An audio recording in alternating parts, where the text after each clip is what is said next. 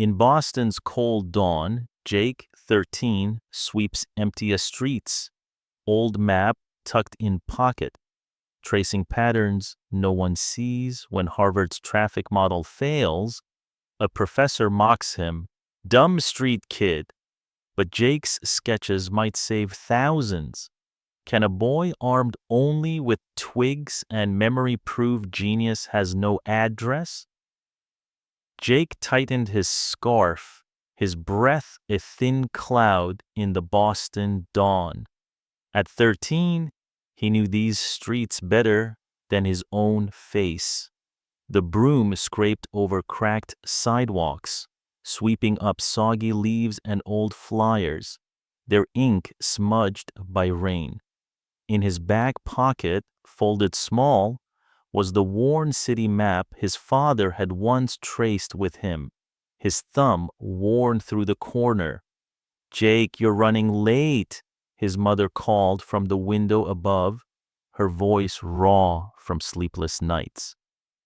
Their apartment was a narrow sliver above the bakery, where the heat never quite reached the corners. She coughed softly, then said, "Don't forget your gloves." He gave a quick wave, the broom handle knocking his knuckles.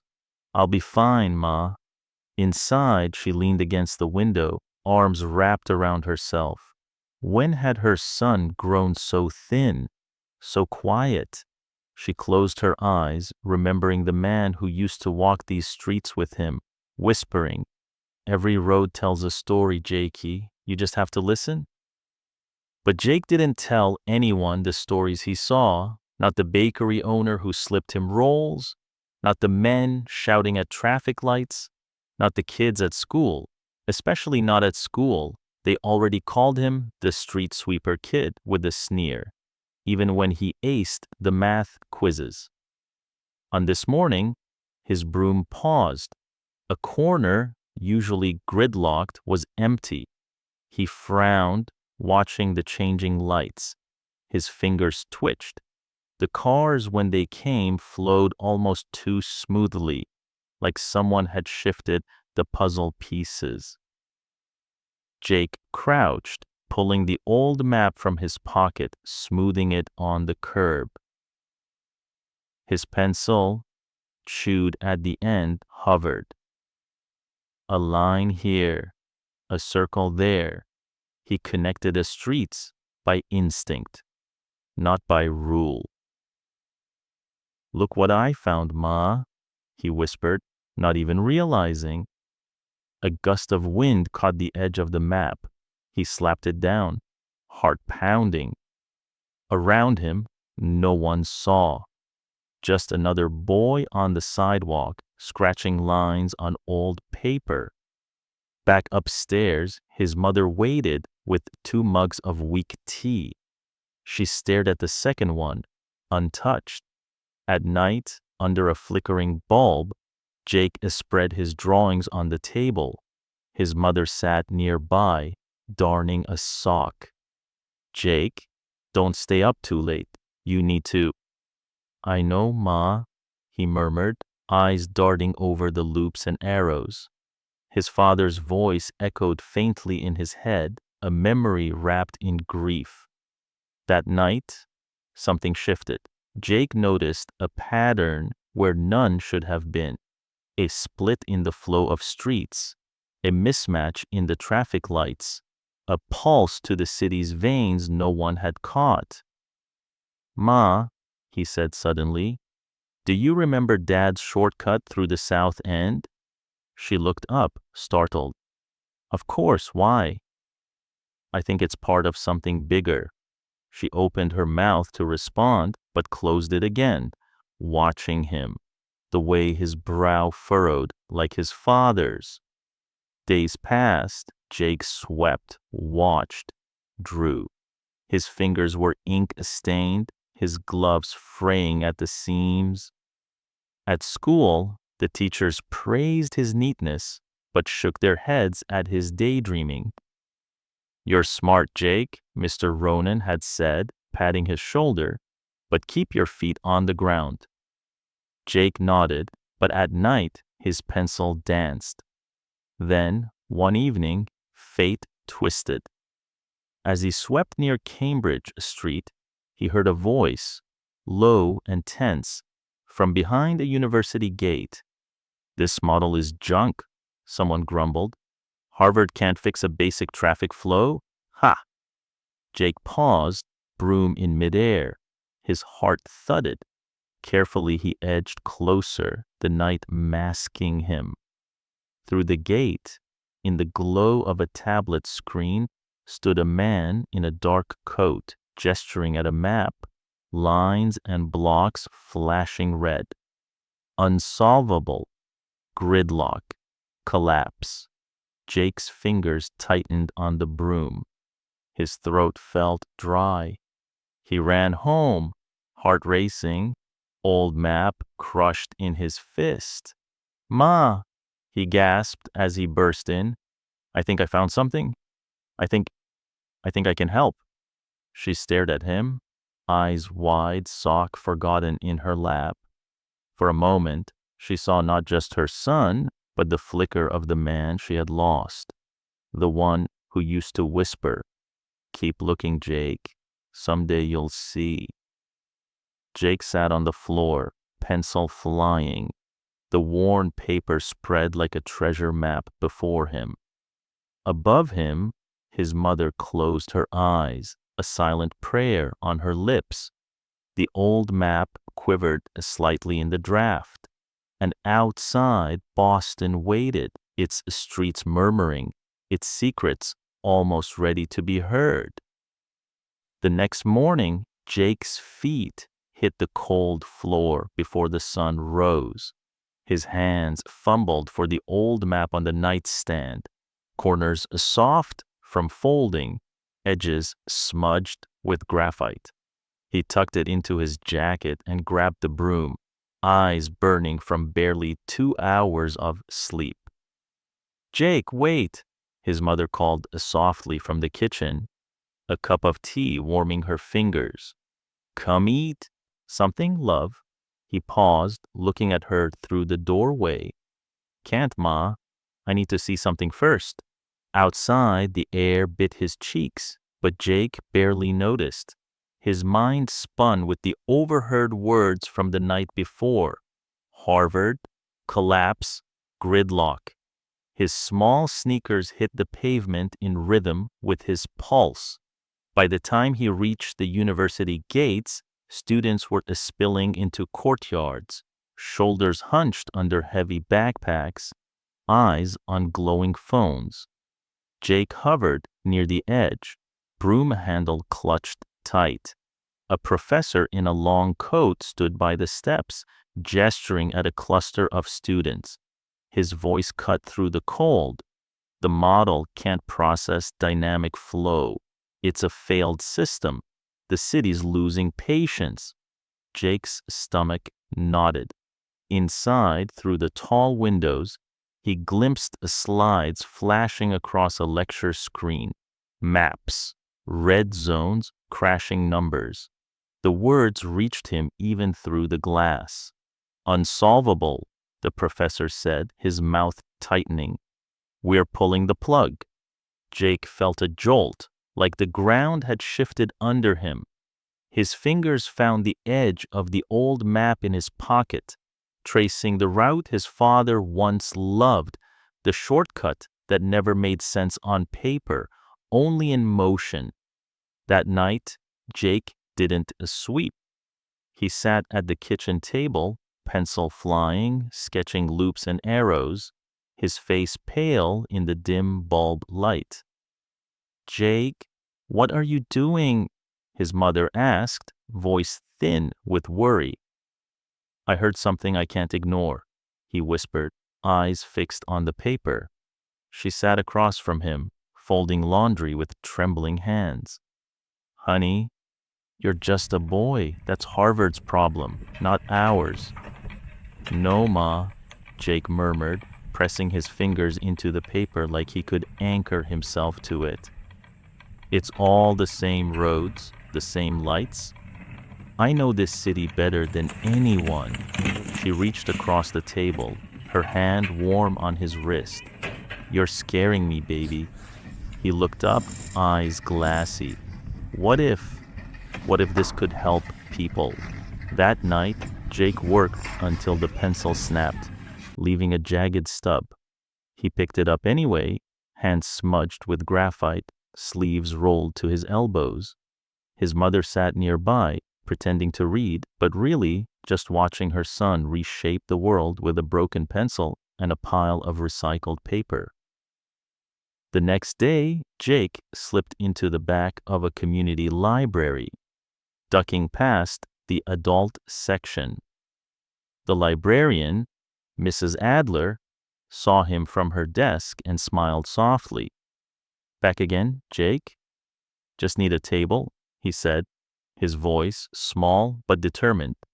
He spread the papers out, his fingers shaking slightly. Maps layered with new sketches, street patterns overlaid with loops, intersections marked in bold. He didn't notice when Mrs. Adler came to stand behind him, her breath catching. "Jake," she whispered, "what are you drawing?" "I think it's why the traffic keeps breaking," he said quietly. "Why their model keeps failing." Her brow furrowed. "Where did you get this?" "I saw it, outside Harvard." Mrs. Adler knelt beside him, voice low. "Jake, this could change everything." He turned to her, cheeks flushed, the old map trembling in his hand. "But they'll never listen to someone like me." She smiled softly, touching his shoulder. "They might, if you show them what they missed." That night, back home, Jake told his mother about Mrs. Adler, about the problem, about the discarded failure no one had noticed outside the gates. "Ma," he said, voice shaking, "I want to try." She closed her eyes, her fingers tightening around the teacup. "Then I'm with you, baby. But promise me, don't break yourself trying to fix what they threw away." Jake looked at her, his father's map crumpled but glowing faintly under the kitchen light. 1,000 pencil lines wrapped around its worn paper bones. Outside, the city pulsed, waiting. Jake took a breath and whispered, "I promise." Jake hunched over the kitchen table, the old map spread wide, its edges curling like tired fingers. Pencil stubs littered the table, their wood splintered, erasers long gone. His mother dozed on the couch, a dish towel still in her lap, the soft rise and fall of her breath, the only sound in the room. He whispered to himself, "I see it differently now." Street after street, light after light, he traced the loops, not as lines but as waves, as pulses, as something alive. Where the Harvard diagrams had dead ends, Jake saw rhythms. Where they saw blocks, he saw bridges. His stomach growled. He pressed a hand over it, shaking his head. No time. He slipped outside, the map folded under his jacket, and walked the blocks as they slept. The city at night was a different creature. The bakery's neon sign flickered. A bus rumbled past, half empty.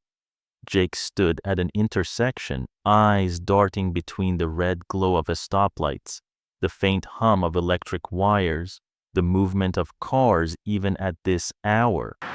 He pulled out the map, smoothing it on a nearby bench. His fingers hovered. "Not the roads," he murmured. "The gaps between." Behind him, a voice. "You lost, kid?" Mrs. Adler stepped into the streetlight, a paper bag in her arms. She raised a brow. "It's late, Jake." "I'm not lost," Jake said quietly. I'm seeing something." She set the bag down, kneeling beside him. Her eyes flicked over the paper, the penciled spirals, the arcs crisscrossing the city grid. That's not how they teach it, she murmured. But it works. Jake's fingers trembled. I think the problem isn't in the streets, it's in how they expect them to move. Mrs. Adler sat back on her heels, studying him. You need better tools than scraps and memory. Jake looked at her, the fear rising. But I don't have them. Her hand rested lightly on his shoulder. Yet you're seeing what no one else sees. The next day, Jake sat cross-legged in his room, recycled paper pinned to the walls, the old map at the center. His mother peeked in, a quiet smile on her face, though her hands trembled as she set down a plate of toast. Baby, you should eat. Jake barely looked up. Ma, if I can just follow this through? She sat beside him, folding her legs like when he was small. Jakey, she said softly, do you think your father ever thought this way when he watched the roads? Jake's eyes softened. Maybe that's why he always knew the shortcuts. That night, as the apartment darkened, Jake's hands ached from sketching. His fingertips were blackened, the pencil nearly gone. His head drooped forward, but his mind refused to stop. And then it came. The twist, sharp as lightning. It wasn't about the fastest routes or the open lanes. It was about the pressure points, where the waves collided, where light met shadow, motion met stillness. Jake shot upright, heart pounding. He reached for the pencil only to have it snap in two. For a second, he stared at it, stunned. Then slowly, a grin spread across his face. He grabbed a stub, pressed it to the paper, and drew anyway. Ma, he called out, I see it. His mother rushed in, eyes wide. Jake, what is it? The gaps, Ma. His voice shook with excitement. The city isn't a grid, it's a flow. She pressed a hand to her mouth, watching as her boy sketched, page after page, the tiny stub leaving fierce marks. Downstairs, the city pulsed on. Traffic lights blinked through the night. Cars rumbled over bridges.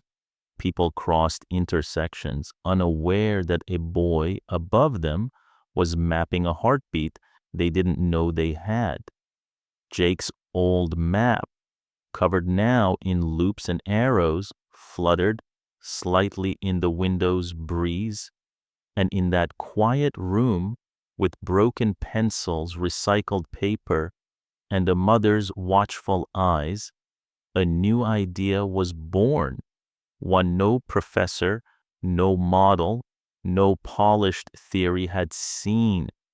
Jake whispered to himself, they'll see it too. They have to.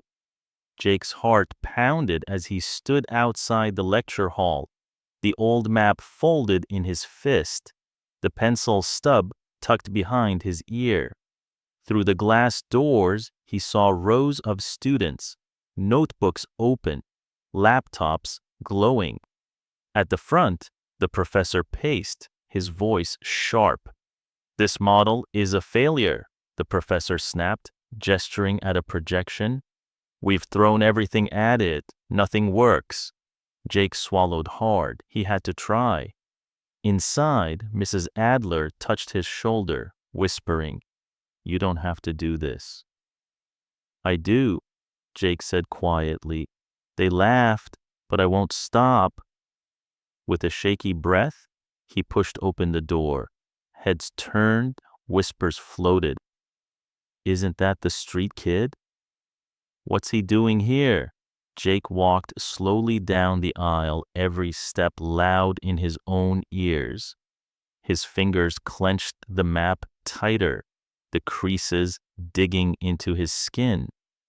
At the front, the professor frowned. Can I help you? Jake's voice shook. I think I see something you missed. The room stilled. Then a soft chuckle. Then louder. A student smirked. What, you sweep up math problems with your broom now? Another chimed in. Hey, maybe the janitor's son can fix the city? Jake felt his cheeks burn, but his feet stayed planted. He unfolded the map, hands trembling. The professor crossed his arms. Son, this is Harvard. We're not here for games. Jake's chest tightened. He thought of his mother, waiting at home, the nights he spent tracing lights. The old pencil gripped in his fingers until it broke. He thought of his father, whispering, "Keep looking, Jakey." Jake raised his chin. "It's not a game," he said, voice firmer. "It's the flow. You're modeling it as static. It's dynamic." The professor's lips thinned. "Do you even know what dynamic flow means?" Jake spread the map on the podium, the old paper catching the projector light. Loops and waves crisscrossed the streets, sketched in pencil, annotated in the margins. For a moment, the room went silent, then a laugh. "Cute," a student snickered. "Did your mom help with the art project?" Jake flinched. His throat tightened, but his hand stayed on the map. The professor waved dismissively. "Thank you for your enthusiasm, but we have real work to do." Mrs. Adler stepped forward, her voice calm but edged with steel. "Let the exam boy speak." The professor blinked. "Mrs. Adler, this is—" "A library card doesn't make you less smart than a student ID," she said softly. "Give him a minute." Jake shot her a grateful glance. Heart hammering, he drew a shaking breath. "You're measuring traffic at fixed points," he said, voice cracking. "But it's the pressure between those points that creates collapse." The professor opened his mouth, but a younger voice cut in. "Wait," said a graduate student near the front. She leaned forward, brow furrowed. "What do you mean by pressure points?" Jake's pulse jumped. "Where flow bottlenecks before it's measured. Like water backing up behind a narrow pipe before you see the leak." The graduate student's eyes flicked to the professor. "That's not how we modeled it." The professor's jaw clenched. "Enough. This is absurd." Jake's shoulders drooped. For a moment, all the fight drained from him. But then, the graduate student stood. She stepped down the aisle, looking at Jake's map, fingers tracing the loops. "Where'd you get this?" she murmured. Jake's voice was small. "I walked it. Every day, I saw it." She looked at him, something shifting in her face. "That's not how we do it," she whispered. "But it works." Around them, the room stirred, whispers rising. The professor's face flushed. "This isn't a science fair," he barked. "It's over." Jake's fists clenched at his sides. He looked at Mrs. Adler, at the graduate student, at the old map glowing in the light. "Maybe for you," Jake said quietly, "but I'm not done." He turned, the old pencil stub tucked back behind his ear, the map folded tight in his hands. As he walked out, the door closed softly behind him, and somewhere deep in the lecture hall, a single voice murmured, "Wait, maybe we should look again." The next afternoon, Jake was sweeping outside the campus gates when the voice came sharp and cold. "You." He froze, fingers tightening on the broom. Slowly he turned. The professor stood there, coat pulled tight, eyes sharp as glass. "You're the street kid with the sketches." Jake swallowed. "Yes, sir." The professor's mouth twitched, not quite a smile. "You want to challenge my team? Fine, prove it. Tonight, room 204. You have 1 hour. Fix the model or leave. For good." Jake's heart pounded in his ears. I'll show you." The professor's gaze flicked to the old map peeking from Jake's pocket. We'll see. Inside the apartment, his mother watched him pace. The map crumpled in his hands. Jake, you don't have to do this. I do, Ma. His voice shook, but his eyes were fierce. They think I'm a joke, but I can see it. I just need a chance. She touched his face, thumb brushing the dark smudge on his cheek. You're still my boy, no matter what. At the university, Jake stood outside room 204, the hallway humming with muffled voices. His palms were sweaty. His old pencil stub was tucked behind his ear, worn paper jammed in his pocket. Inside, the professor waited, with arms folded. A dozen students lined the back wall, some whispering, some smirking. The graduate student, Mira, offered Jake a small, tense nod. The professor gestured at the screen. There's the model, broken. 40 minutes till shutdown. If you're as clever as you think, fix it. If not, the door's behind you. Jake stepped forward, heart racing. He took a deep breath and spread his map across the table. Whispers floated. Look at this. A kid with pencil drawings. Someone film this. His hands trembled as he traced the loops on the map, eyes darting between the old paper and the glowing screen. Mira came closer, her voice low. Jake, the system's locked. You'll need to explain your approach. Fast. Jake squeezed the pencil, his voice a whisper. Not static points. Pressure waves. If you match the shift, you bypass the lock. She blinked. That's not how we built it. Jake's throat went dry. But it's how it moves. The professor crossed his arms. 10 minutes. Boy? Jake's hands flew. He scribbled recalculations, traced flows, marked collision points on the paper. His mind pulsed with images, not equations, not charts, but motion, rhythm, living movement. A bead of sweat slid down his neck. His pencil stub snapped in half. He caught it, chest heaving, and jammed the sharp edge into his fist. Come on, Jake, he whispered. Mira leaned in, eyes wide. What are you seeing? Jake's fingers danced across the map. It's like a heartbeat. You don't stop the break, you pulse with it. The professor checked his watch. 5 minutes, or we're done here. A shiver ran down Jake's spine. His stomach cramped. For a second, his vision blurred. Ma, he breathed under his breath. I don't know if I can. But then his fingers stilled. He stared at the pattern, heart slamming against his ribs. I got it, he whispered. His voice rose. I got it. He grabbed the chalk, scribbling on the board, his hands moving faster than his thoughts.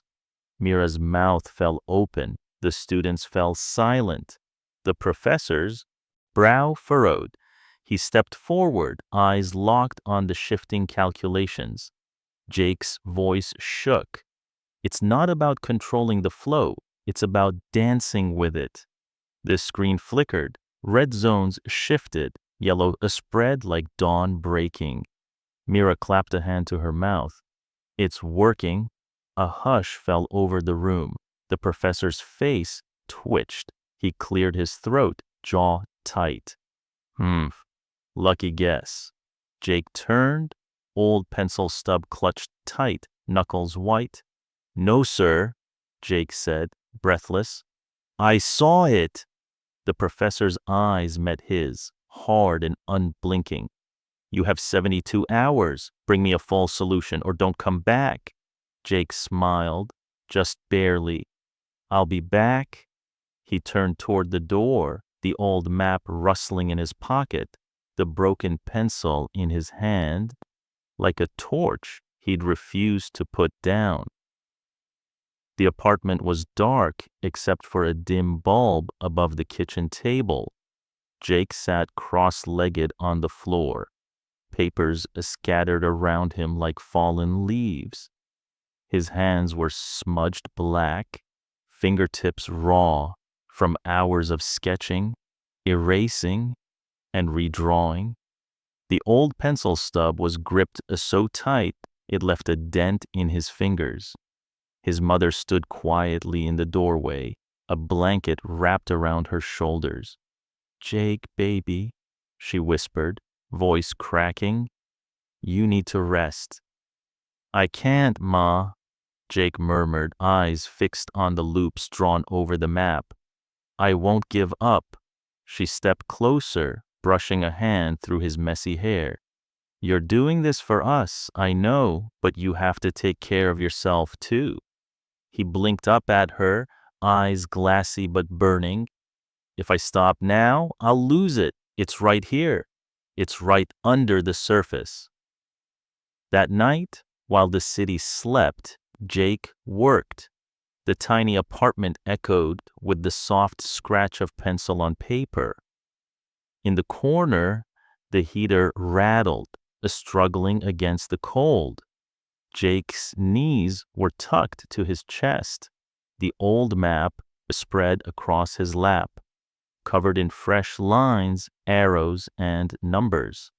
His stomach growled, but he ignored it. His eyelids drooped, but he forced them open. "I'm close," he whispered to himself, his voice thin and fierce. "I can feel it." Hours slipped past. The pencil stub finally cracked in his hand, splitting in two. Jake stared at the jagged pieces. For a heartbeat, his shoulders sagged. But then, slowly, he reached for one half. "Still works," he muttered with a crooked smile, pressing the sharp edge to paper. At dawn, Jake stumbled into the community library, face pale, hands shaking. Mrs. Adler spotted him from behind the counter, rushing over. "Jake, you okay?" He sank into a chair, dropping his crumpled sketches on the table. "I need a space. Just an hour." She hesitated, then nodded. "Come with me." She led him to a back room, empty but for an old whiteboard and a flickering lamp. She set down a sandwich beside him. "You don't have to do it all alone, you know." Jake's eyes softened. "Thank you." Alone in the room, Jake spread out his papers, heart hammering. The system wasn't fixed points, he realized. It was a living organism. The bottlenecks weren't obstacles. They were signals. Pressure moved through them, folding and unfolding like breath. He scrambled to the whiteboard, hand shaking as he sketched, lines crisscrossing in a dizzying web. And then, his breath caught, a pattern emerged, his eyes widened, pulse racing. "It's not just flow," Jake whispered. "It's a rhythm." In that instant, exhaustion faded, hunger disappeared. It was as if the city itself leaned in, holding its breath. The door creaked open. Mrs. Adler peeked in, eyebrows raised. "Jake?" His face lit up, wild and bright. "I think I found it." She stepped closer, eyes scanning the board. "What am I looking at?" Jake turned to her, voice trembling with awe. "It's a map, but it's alive. You don't control the city, you listen to it." Tears pricked his eyes. "It's been talking all along, we just never heard it." Back at the apartment, Jake's mother folded his blanket, smoothing the worn fabric. She glanced at the broken pencil on the table, the crumpled papers, the empty chair. Her hands lingered on the pencil, eyes soft. "You're your father's son," she whispered. Outside, the first rays of morning light spilled over Boston's rooftops. And somewhere, in the heart of the city, a boy with a worn map and a broken pencil had just uncovered a secret that no one else had seen. The lecture hall buzzed with low murmurs as Jake stepped in, heart pounding. His old map was tucked under his arm, the broken pencil balanced carefully in his pocket. Students filled the seats, eyes flicking from their screens to the front, where the professor stood stiffly, arms crossed. "You're late," the professor said sharply, voice echoing. Jake swallowed. "I was working," the professor smirked. "We'll see if it was worth it." Jake moved to the board, hands shaking. He unrolled the map, smoothing its creases with his palm. Behind him, a few students snickered. "Is this real?" one whispered. "Just wait," Mira said softly, stepping closer. She gave Jake a small nod. "You've got this?" Jake let out a shaky breath. "Okay," he began, voice rough. "You're modeling fixed inputs. But the city, it doesn't wait for inputs." He grabbed a marker, sketched quick loops over intersections. "It pulses, pressure points, rhythms." The professor crossed his arms tighter. "This is theory. We need numbers." Jake reached into his pocket, pulled out the jagged pencil half. The room stilled. He set it gently on the table, like it mattered more than anything. "This got me here." Eyes darted, whispers rose again. "He's serious." Jake drew faster, hands flying across the board, marking waves, choke points, release paths. "Here," he said, tapping the map.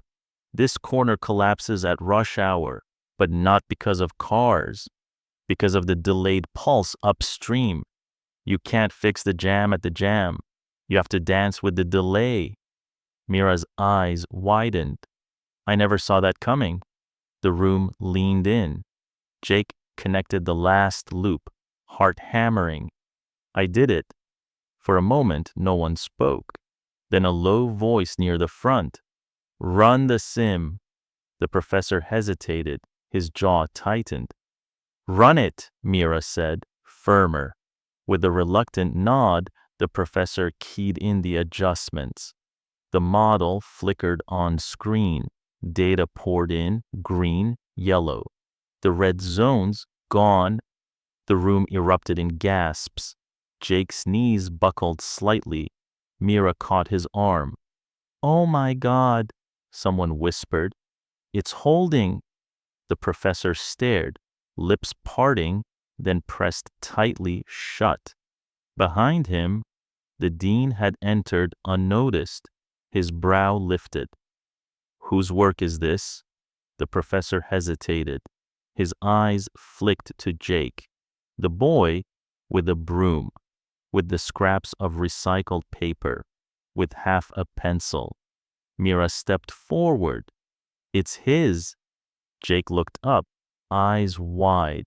The dean's gaze settled on him, thoughtful. "I never saw that coming," the dean murmured, but not everyone clapped. From the back, a sharp voice rang out. "It's a fluke. He's not trained." Jake stiffened. His hands curled into fists. Before he could speak, Mira turned sharply. "And yet, none of us solved it." The professor's face flushed. "We'll need a formal review." Jake stepped back, the weight of the room pressing in. His heart pounded in his throat. From the doorway, a soft voice cut through the noise. "Jake?" His mother. She stood clutching her coat, eyes shimmering. You did it." Jake's breath caught. His hands trembled. Mira smiled softly. "He did." For the first time, Jake looked around, not as the boy sweeping outside, but as the one they were all looking at now. The old map fluttered on the table, the broken pencil resting on top, symbols of every step he took to get here. And for the first time, Jake let himself believe it. He had been seen. The apartment was quiet that night, just the hum of the heater and the soft creak of old floorboards. Jake sat at the table, fingers brushing over the broken pencil, his map folded neatly beside it. His mother poured tea into 2 chipped mugs, then sat across from him, watching. "Baby," she whispered, "you look so far away." Jake blinked, shoulders tense. "I'm here, Ma." She reached across, her rough hands wrapping around his. "What's driving you so hard?" He hesitated, his throat tightened, then quietly, "I'm doing this for him." Her breath caught. Jake's voice shook. "I remember. Dad used to take me on his delivery runs, late at night, just the 2 of us.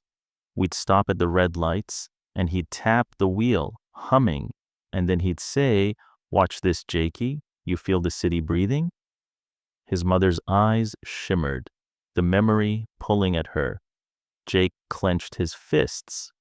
That night he didn't come home. It was a delivery across town, bad data on the traffic flow.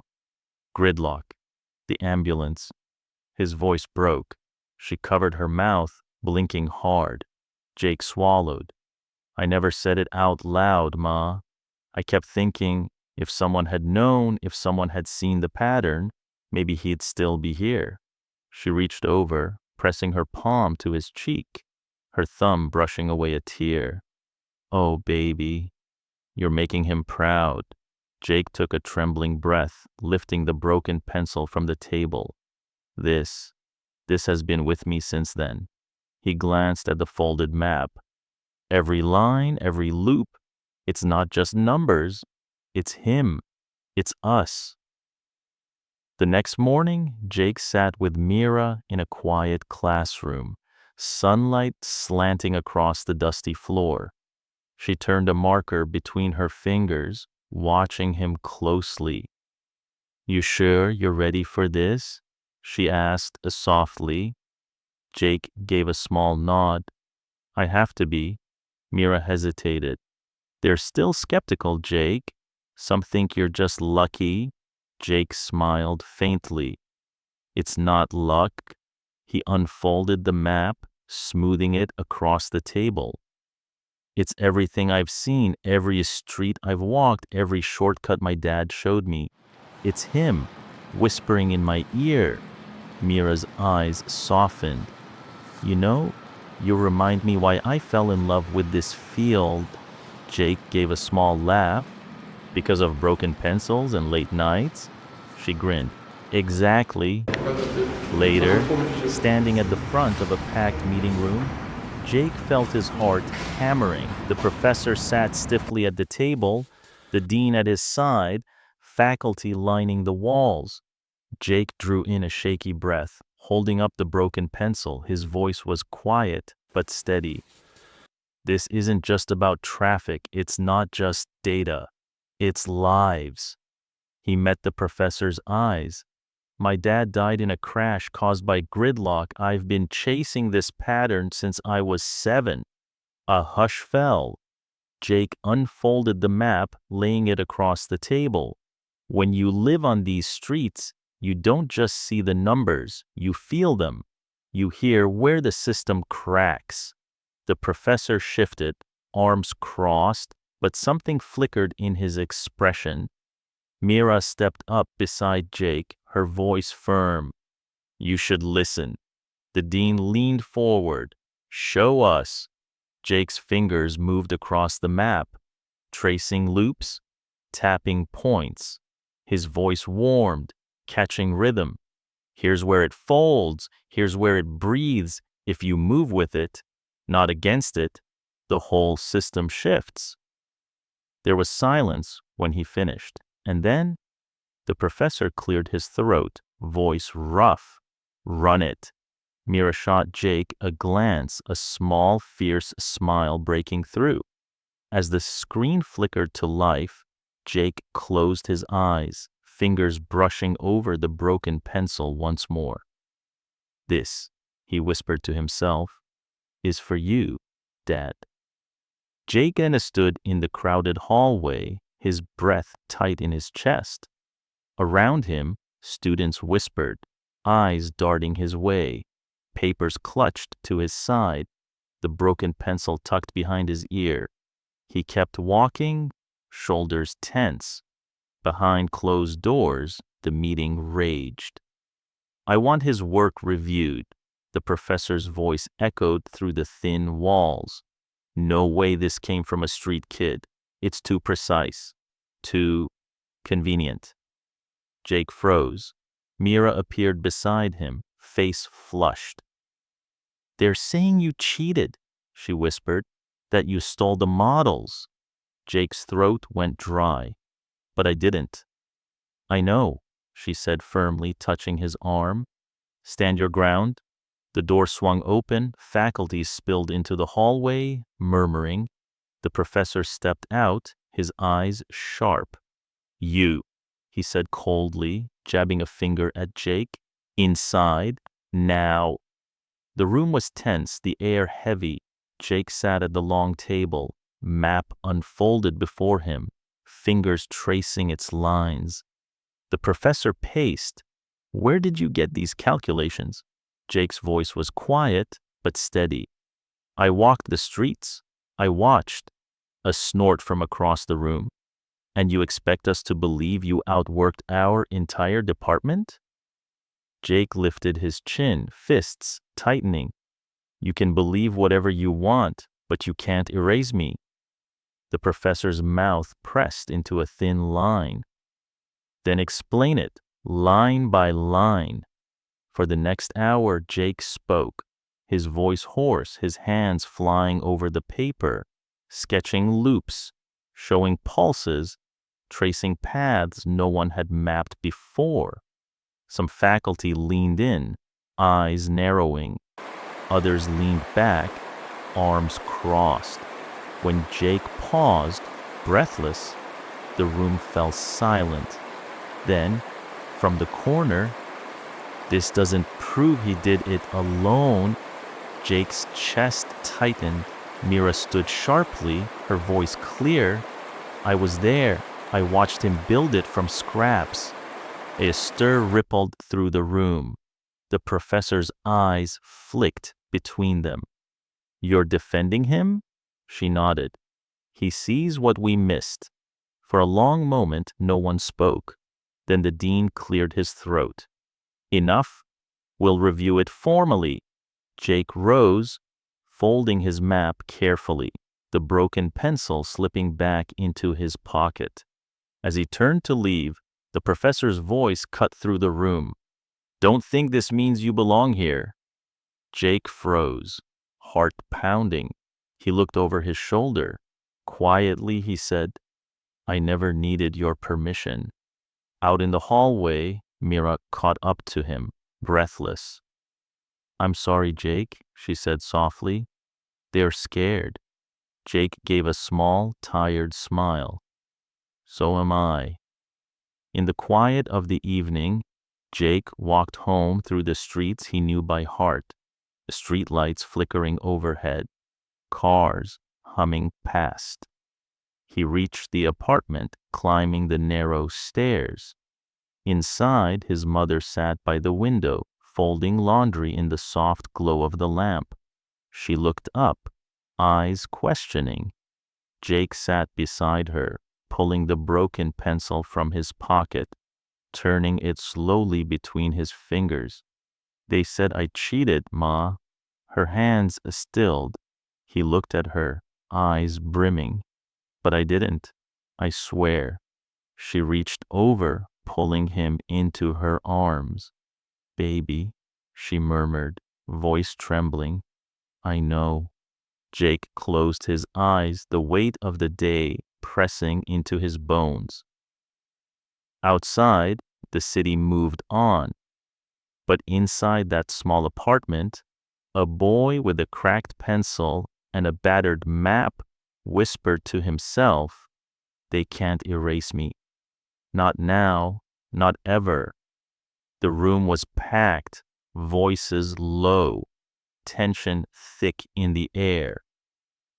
Jake stood at the front, hands pressed flat on the table, his old map spread out, edges frayed, pencil marks darkened from use. Mira stood beside him, glancing nervously at the gathered professors, students, and city officials. You ready? She murmured. Jake's throat was dry, but he nodded. This is my work. The dean raised a hand, the room falling quiet. Let's begin. Jake swallowed hard, stepping forward. You said I couldn't prove it, so I brought the proof. He gestured to the screen behind him. A live feed blinked on. Boston streets, traffic lights, sensors, all connected in real time. This is the city right now, Jake said softly, moving, pulsing, not by chance, but by pattern. He took a breath. I mapped the pulse, I predicted the flow. The professor folded his arms, voice sharp. Anyone can claim prediction. Jake's hands tightened into fists, but Mira placed a hand on his shoulder. Show them. Jake nodded. Watch the east side bottleneck, he said, pointing at the live map. They say it clogs at 6:30 p.m., but the real choke hits at 6:27 upstream, where no one's looking. On screen, red zones flickered, and then they dissolved, yellow bleeding into green, cars slipping through intersections like water down a smooth channel. Gasps rippled through the room. A professor leaned forward. That's impossible. Jake's voice wavered but held. I've been walking those streets since I was 5. I've been listening longer than you've been modeling. The lead professor's mouth tightened. And the math? You can explain the math? Jake stepped back, heart pounding. Mira reached into her bag, pulling out a worn notebook. Jake's own, dog-eared, crammed with loops, sketches, and calculations. She held it high. Every line, every adjustment, every note. Yes. You want to review the work? Here it is. The dean rose slowly, crossing the room. He took the notebook in both hands, flipping through page after page. His brow furrowed, mouth pressing into a thin line. Finally, he looked up. They can't deny it now. Jake felt his knees buckle, a tremor running through his arms. For a second, he gripped the edge of the table just to stay upright, but then a soft voice came from the back. Jake! His mother, standing near the door, coat pulled close, eyes shining. Baby, you did it. Jake's breath caught, his eyes stung. The dean cleared his throat. We'll formalize the review, but his gaze softened slightly. This is extraordinary. The professor shook his head, tension draining from his shoulders. You surprised us, son. Jake gave a small, tired smile. I've been surprising people my whole life. Mira laughed quietly, brushing a tear from her cheek. As the crowd broke into murmurs, Jake reached into his pocket, pulling out the broken pencil. He held it in his palm, fingers closing around it gently. This was his compass, his anchor, his reminder of every long night, every no, every step from the street to this room. Outside, Boston pulsed and breathed, the streets alive, the lights flickering like heartbeats. And for the first time, Jake felt himself stand tall, not as the kid with a broom, not as the boy outside the gate, but as someone they couldn't push aside anymore, someone they had to see. Jake sat alone on the university steps, the old map folded tight in his hands, the broken pencil rolling between his fingers. The night air was sharp, his breath fogging as he exhaled. The courtyard was quiet now, the meeting over, the voices gone. He stared at the dark windows, doubt curling in his chest. Was it enough? He whispered. Did they really see me? Footsteps approached. He tensed, but then Mira sat down beside him, arms wrapped around her knees. You okay? She asked softly. Jake gave a tired laugh. I don't know. For a moment, they sat in silence. Then Mira nudged his arm. Come with me. They walked through the quiet halls, the echoes of their steps soft against the stone. Mira pushed open a heavy office door. Inside, the dean stood, coat draped over a chair, hands in his pockets. Jake, the dean said, turning, his voice calm but firm. Sit down. Jake hesitated. Mira gave him a gentle push. Inside, Jake sat stiffly, the map in his lap, fingers tapping the edge. The dean studied him, then spoke quietly. You know, when you walked into that room, I thought it was a mistake. Jake's chest tightened. But then, the dean continued, I watched a kid with a broken pencil explain something no one else in this building could see. Jake looked up, eyes wide. The dean's mouth twitched into the smallest smile. We'll build this together, Jake. Jake's throat closed. You believe in me? The dean nodded. We're offering you a scholarship, full ride. You'll have access to the labs, the teams, the resources you need. Jake's breath came out in a shaky rush. His fingers clenched the pencil, trembling. There's a catch, the dean added. You're going to work harder than you ever have in your life. Are you ready for that? Jake gave a slow, breathless laugh. I've been working harder my whole life. Mira grinned, eyes shining. That night, Jake slipped into the apartment quietly. His mother sat at the table, sewing a button onto an old coat. She looked up, worry flickering in her eyes. Jake? He crossed the room in 2 steps, wrapping her in a fierce hug. Ma, he whispered, voice breaking, they're giving me a scholarship. Her hands flew to her mouth, eyes filling. Oh, Jake. He pressed his forehead to hers. The old map crumpled in his pocket, the broken pencil still warm in his fist. I'm going to fix things, Ma, he whispered. For us, for the first time in years, she let herself cry, not from fear, but from hope. The next morning, Jake stood in the empty lab. Sunlight is spilling through the windows, machines humming softly. Mira handed him a notebook, clean and new. Time for fresh pages, she said with a smile. Jake looked down at the notebook, then pulled the old pencil from his pocket, turning it slowly between his fingers. No, he said softly. I'll start with this. Mira's smile widened. Across campus, the professor watched from his window, arms crossed, mouth tight. But when Jake turned, their eyes met, and for the first time the professor gave a small, almost invisible nod. Jake straightened his shoulders, the broken pencil tapping lightly against the page. He was ready, they all were.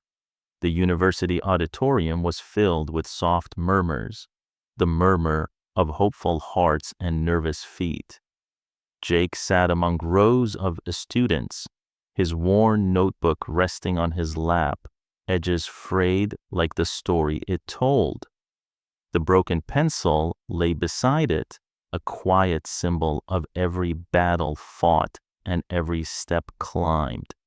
His mother sat a few rows behind, hands clenched tight in her lap, eyes shining with quiet pride. The dean stepped onto the stage, voice steady but warm. Today, we honor those who have not only excelled, but redefined excellence itself. Jake's heart hammered against his ribs. The dean continued, "This year's scholarship recipient is a young man whose vision challenged convention, whose persistence overcame doubt." The spotlight swung to Jake. He rose slowly, the weight of the room settling on his shoulders. Walking to the stage, the applause gentle at first, then growing. Jake gripped the microphone, voice steady but soft. "I didn't do this alone." He glanced toward his mother, then Mira standing near the front. "This is for the ones who believe in the unseen, the unheard." The crowd leaned in. Jake smiled, swallowing the lump in his throat. "For my father, who taught me to see the city's heartbeat." The dean handed him the scholarship certificate. Jake's fingers closed over it, the edges crisp against his worn palms. Later, in the quiet of the apartment, Jake sat with his mother at the kitchen table. She reached out, fingers brushing over the certificate, then over the broken pencil. "We're so proud of you, Jakey." Jake shook his head, voice thick. "I did it for us." She smiled, eyes glistening. "You've opened a door, and now the whole world will see." Jake unfolded his old map, spreading it wide across the table. The lines and loops seemed to glow under the kitchen light, a testament to a journey not just measured in miles, but in courage. As Jake traced the paths once more, his pencil stub tapping softly, he whispered, "This is just the beginning." The morning sun filtered softly through the windows of the community center. Children laughed outside, their footsteps a steady rhythm against the freshly paved streets. The air smelled of blooming lilacs and freshly cut grass. Jake stood near the entrance, his worn notebook tucked under one arm, the broken pencil still clipped to the pages like an old friend. "Jake," called Mrs. Ramirez, the center's director. She smiled warmly as she approached. "The traffic's lighter already. You did this." Jake shrugged, eyes scanning the street beyond. "It's not just me. It's the whole plan, the team." She nodded, her gaze following the gentle flow of cars moving smoothly through the intersection. "People are walking more now," she said quietly. "Kids don't have to wait as long to cross. Parents don't miss work because of traffic." Jake looked at the children playing, their faces bright with the freedom of open streets. "This is for them," he said softly, "for all of us." Later, Jake's mother joined him on the porch of their small apartment. The worn map lay spread between them, edges curling with age, the pencil stub resting nearby. "Look at this," Jake said, tracing a line with his finger. "From the streets we walk to the paths we've changed." His mother reached out, her fingers brushing over the map. "You changed our lives, Jake, more than you know." He smiled, voice steady. "I just listened." The community had embraced the new flow. Local officials adopted Jake's model, using it to redesign bus routes, optimize light timings, and ease congestion. In the university lab, Mira presented the findings to a group of researchers. "His approach challenged everything we thought we knew," she said, pointing to the charts. "And it worked." The head researcher nodded thoughtfully. "Sometimes the greatest insight comes from outside the ivory tower." Back at the center, Jake helped install a new pedestrian crossing sign. A young boy tugged his sleeve. "Jake, you saved my mom's job," he said, eyes wide. Jake knelt down, ruffling the boy's hair. "We saved each other." As the sun dipped below the horizon, casting long shadows over the city, Jake sat at his kitchen table, pencil in hand. He opened the worn notebook, flipping through the pages filled with loops, sketches, and notes. Each one a step on a journey from quiet streets to thriving community. Outside, the city breathed easy, moving with a rhythm that Jake had helped find. And in that rhythm, a promise the path forward was just beginning. Jake sat quietly on the rooftop, the city stretching out below him in a patchwork of lights and streets. The worn notebook rested on his knees, the broken pencil balanced gently on top. The night air was cool, carrying the faint hum of distant traffic, the same traffic he had spent years trying to understand, to untangle. His mother joined him, carrying 2 steaming cups of tea. She sat beside him without a word, handing him a cup. Jake took a slow sip, eyes scanning the horizon. "It feels different now," he said softly, like the city breathes a little easier. She smiled, her gaze steady. "Because you helped it. Because you never gave up."